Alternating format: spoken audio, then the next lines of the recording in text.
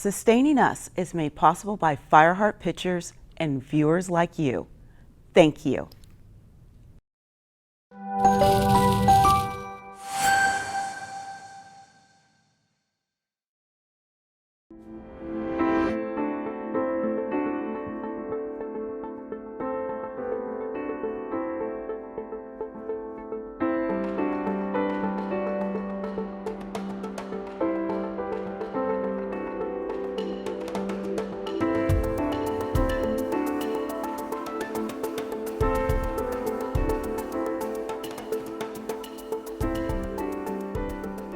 Hello, and thanks for joining us for this special episode of Sustaining Us here on KLCS PBS. I'm David Nazar.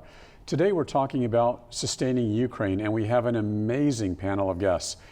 Joining me first to discuss is Dr. Iryna Zenyuk. Dr. Zenyuk is Ukrainian and a world-leading scientist. Iryna is with the Department of Chemical and Biomolecular Engineering at UC Irvine in Orange County, California. She's also the Associate Director of the National Fuel Cell Research Center. Iryna is an expert in renewable energy, and I have a lot of questions for you, Iryna, in a moment.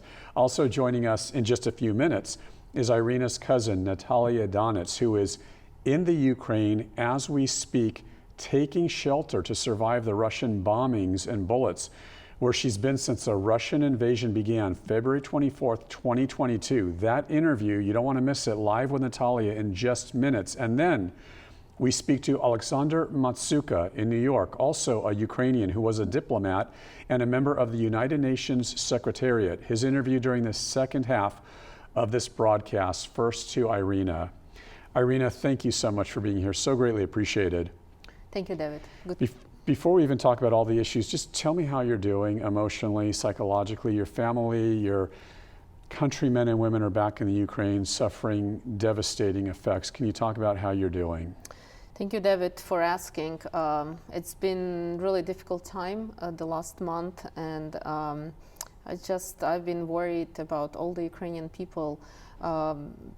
Thousands died. Thousands of people are displaced. Children losing their homes. My family in Ukraine. It's been quite difficult time to go through these times. But you know, I'm here in Orange County. I'm safe. But my heart goes to all the Ukrainians who's been fighting so bravely against the Russian war and Russian invasion. So yeah, thank you for asking. But it's been tough.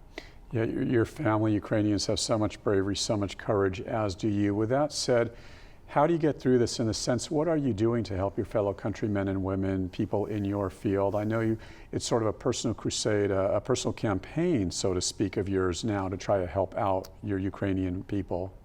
So when the war started, I asked myself, what is it that I can do here, being a scholar, being academic here in California? I actually started to work with a program called Scholars at Risk. And this is an international program, and they help displaced scientists, academics, journalists, artists to find safe haven here in different countries. And so I've been working with University of California to secure funding for about 4 families to come here, UC Irvine, and to find temporary shelter until they can go back home after the war and help rebuild the infrastructure. Because, David, the universities are destroyed in Ukraine. There is nowhere they can go back and continue, whether they're students to study or whether they're teachers that teach the students. Kharkiv, which is a major hub for Ukrainian education system, is shelled. Hundreds of buildings are destroyed. So it's really difficult, specifically in the eastern Ukraine, and all those displaced academic students, they really need some help and temporary shelter. So that's what I've been trying to do, fundraise for this program, so we can really bring some scientists. I know it's a small effort, but we want to start somewhere. Every effort has a lot of meaning. You have a website, though, don't you? Talk about that, because you've raised quite a bit of money already. We did. We have this official funding crowdsourcing campaign. It's called ZOT Funder. So say that again, ZOT Funder for our audience, ZOT Funder, and we're gonna put that on the screen. We'll leave that on the screen during your interview, so folks who can help out the best they can, we want to try to help you as well. But talk about the ZOT Funder, what you're doing specifically. So we have raised over $50,000 now through the crowdsourcing campaign, and this funding will go into supporting displaced scholars, journalists, or other academics. So we also have commitment from the University of California, Office of Provost, Office of Vice Chancellor, various deans. So we have raised already more than $200,000. So we are in process of bringing those academics here. We already have applicants, and we are really rushing through to get them here. Like I said, a personal crusade well worth it. Stay with us. I have a challenging question for you. I want to sort of set the stage and talk to our audience and explain it, because you were talking about this as a sustainability issue. Let me try and explain that for our audience. Here is also part of the reason why we're also talking to Dr. Iryna Zenyuk. Since the war began, as she mentioned, thousands, tens of thousands have been killed, both Ukrainians and Russians, as the world is just hoping for peace in that region. Millions upon millions of Ukrainian refugees have fled, many of those millions to Poland, and now with hundreds of thousands fleeing to the U.S.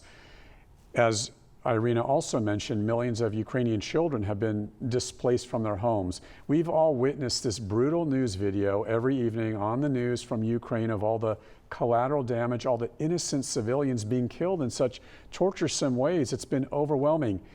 Here's the point. Related to all this is a point that cannot escape us. Russia is the major exporter of oil and gas to the entire world, especially Ukraine and Europe, which greatly relies on Russian oil.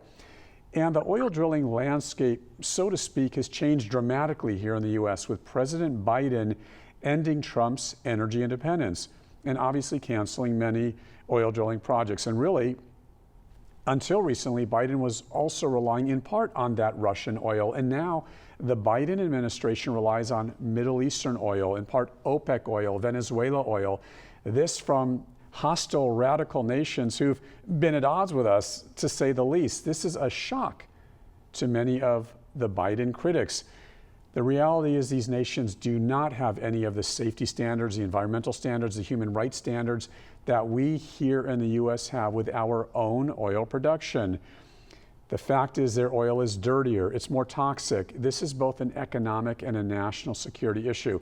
We've had a renowned liberal Democrat energy expert on this program who has said as much. So yes, while oil drilling and energy independence is a partisan issue, often the left trying to stop the usage of fossil fuels and climate change, let's be honest, the sad reality is this is a human being issue where there should be no divide, because human beings are our greatest resource.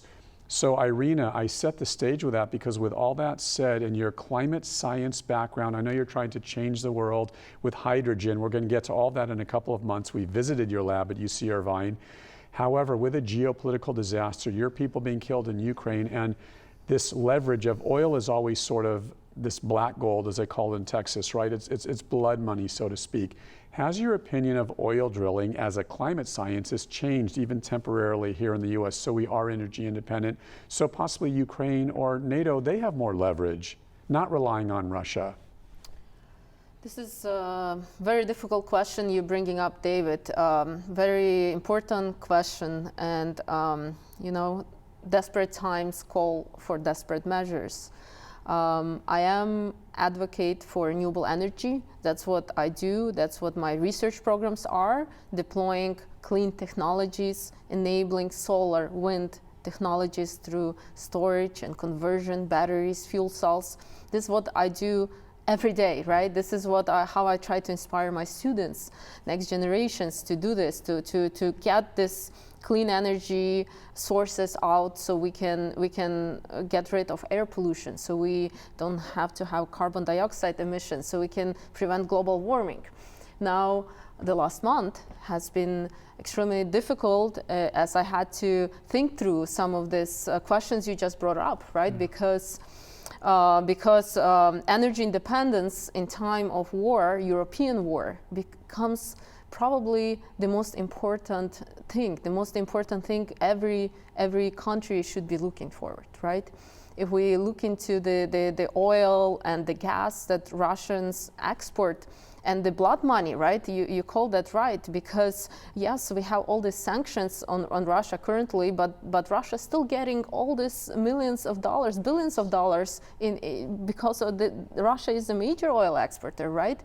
And we look at Europe, we look at Germany, who relies 55% of Germans rely on Russian natural gas for heating, for industry. What's going to happen if they stop supply of Russian gas? They have to transition back to coal. That's not step forward in terms of renewable energy. That's step backward, because coal, if you burn coal, you emit more greenhouse gases than if you burn natural gas, right? So what can we do? Should we have more oil drilling here to achieve energy independence and to help Europe?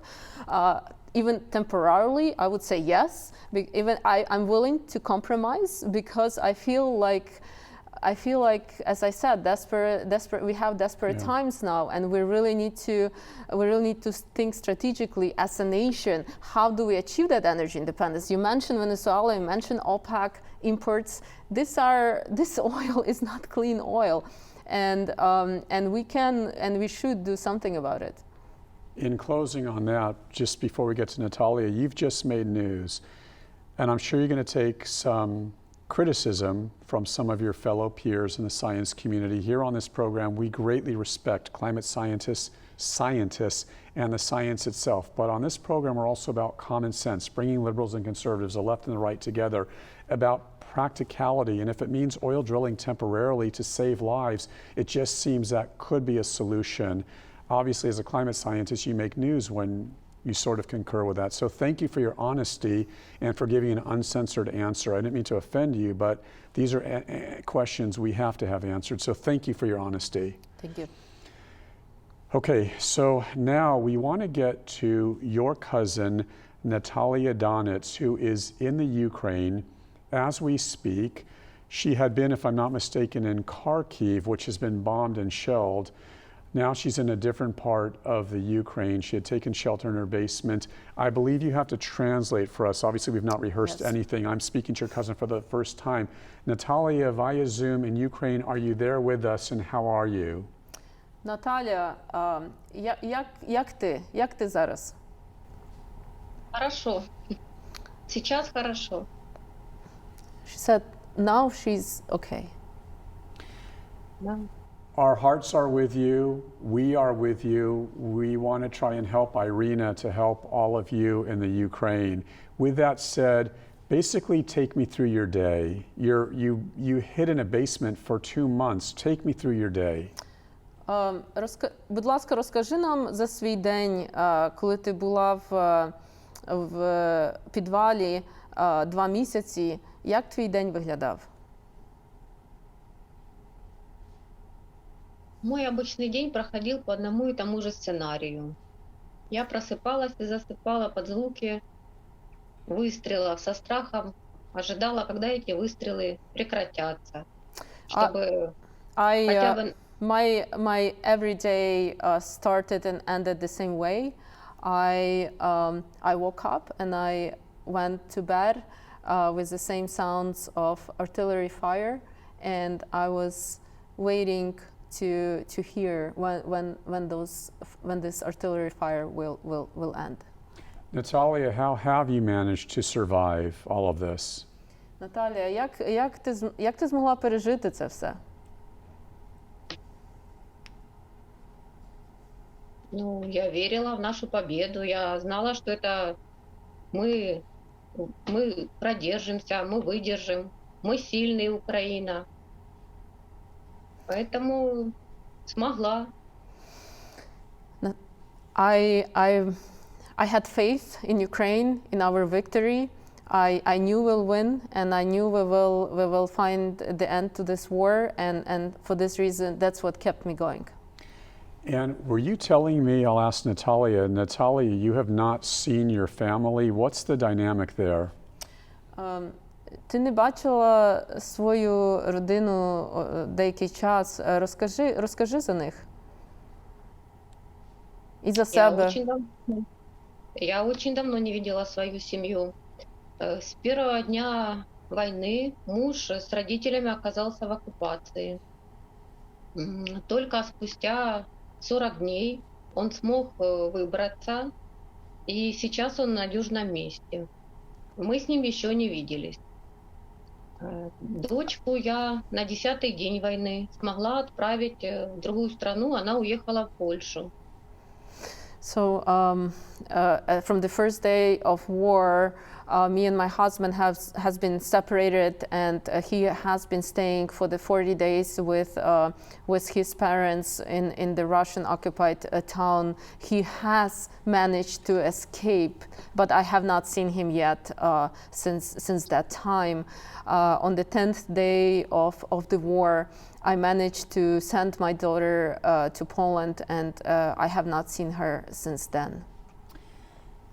This is a vital question I'm hoping she can answer. Natalia, what do we not know? In other words, what is not being told in the news that's going on in the Ukraine? What must we know? We're hearing so much, it's difficult to decipher what is true, what is not true. Can you help us with that, possibly?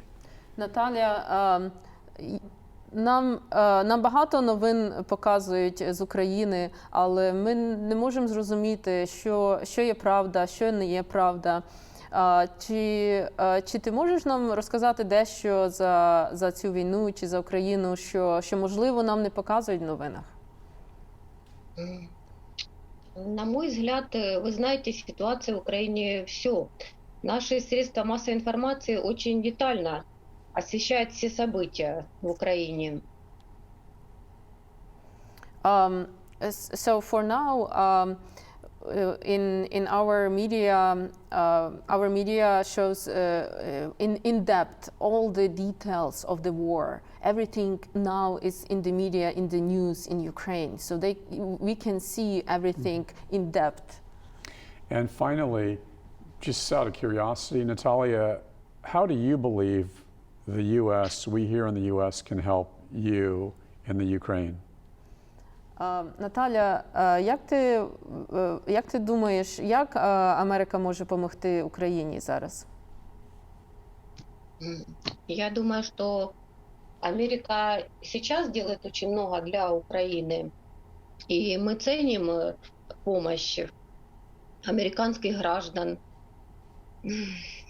Я хочу выразить благодарность тоже и американскому правительству, и гражданам Америки за поддержку, за помощь. Мне бы хотелось, чтобы эта поддержка была до конца войны, до нашей победы.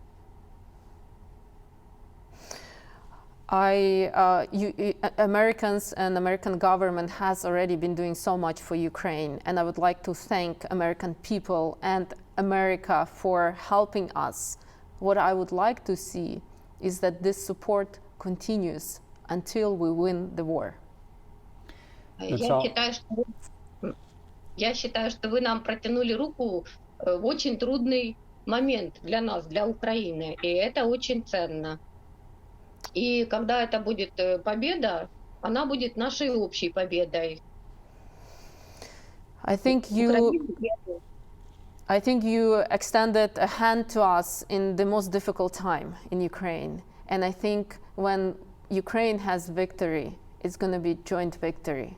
It's not going to be just victory for Ukraine. Natalia, thank you so much. Our hearts are with you. We wish you the best. Please stay safe, and we really hope to talk to you soon. Thank you so much.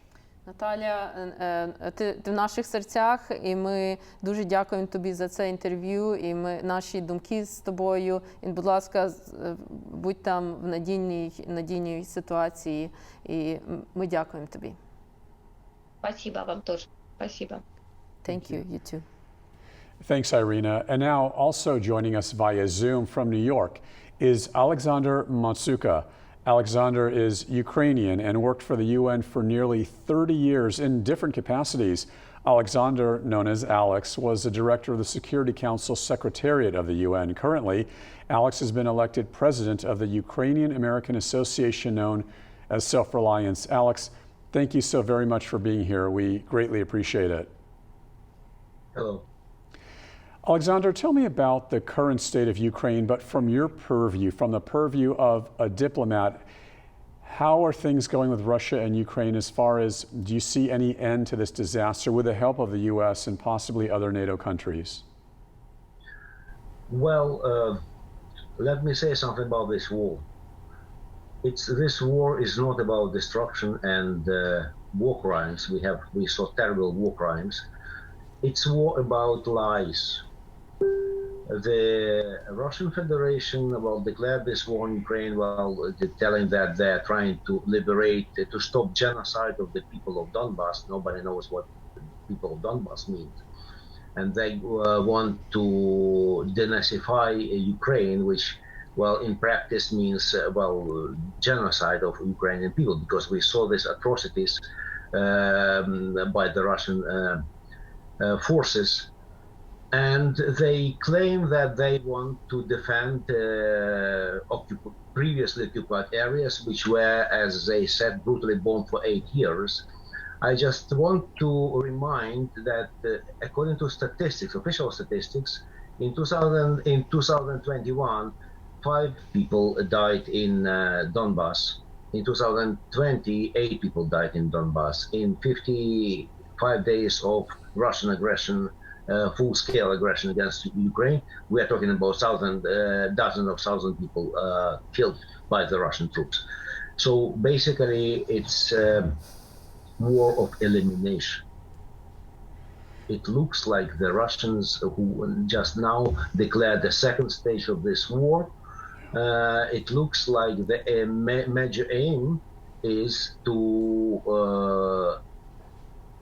eliminate Ukrainians, just wipe us out of our territory, because what we can see in the city of Mariupol, they're not destroying the city, they just wiping it out from the face of earth, and there is no way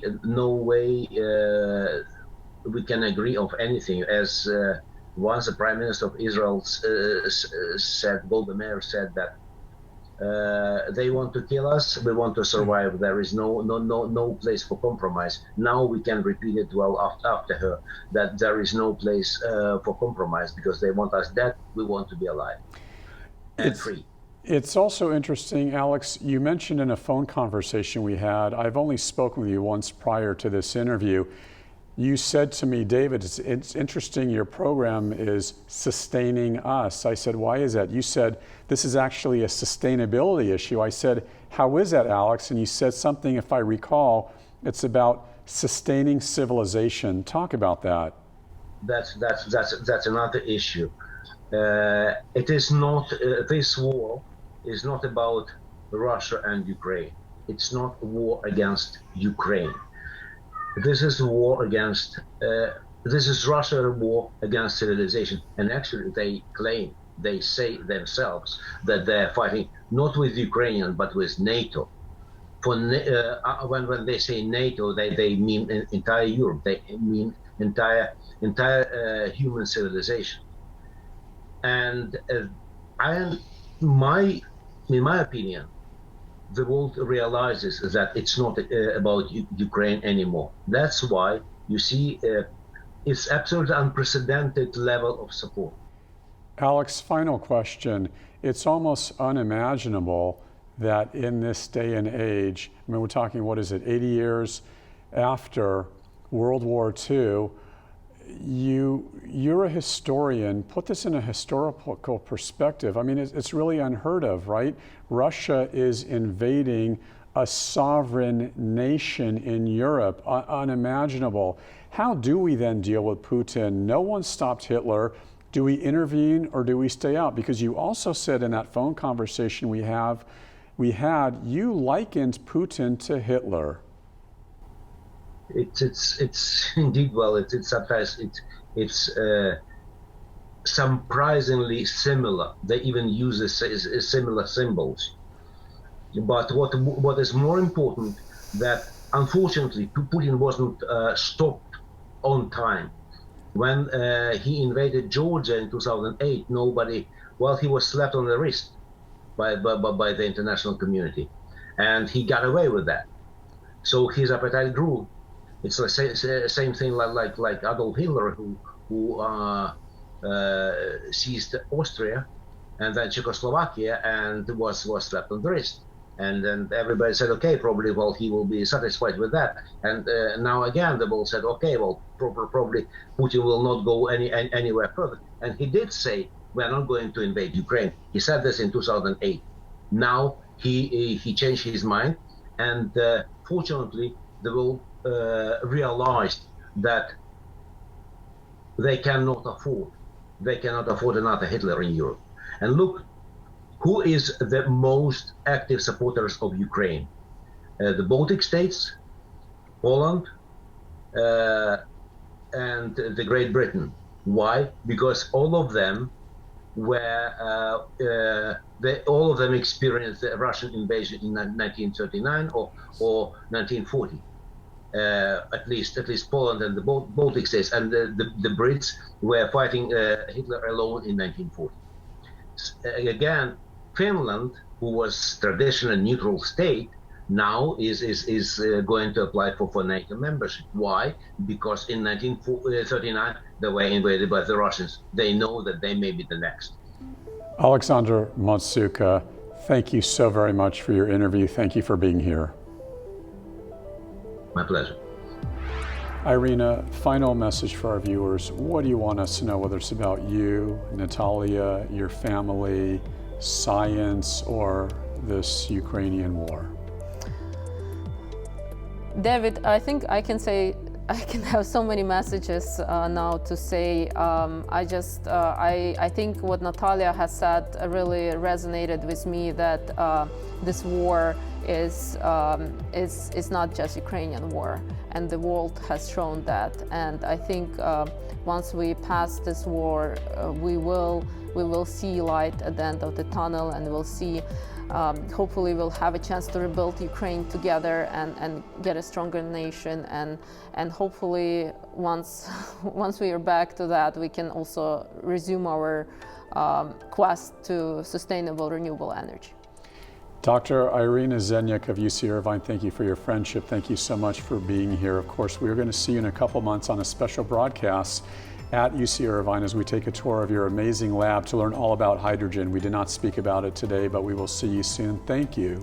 Thank you, David, for this fantastic opportunity. Thank you. And thank Natalia once again, and certainly thank you to Oleksandr Matsuka as well. Now, for more information about our program, just click on klcs.org and then click Contact Us to send us your questions and your comments or story ideas so we can hear from you. Or direct message me at DavidNazarNews on Twitter, all one word, DavidNazarNews on Twitter. I'll get back with you. And be sure to catch our program here on PBS or catch us on the PBS app for all things sustainable. Thank you so much for joining us for this special edition of Sustaining Us here on KLCS PBS. I'm David Nazar.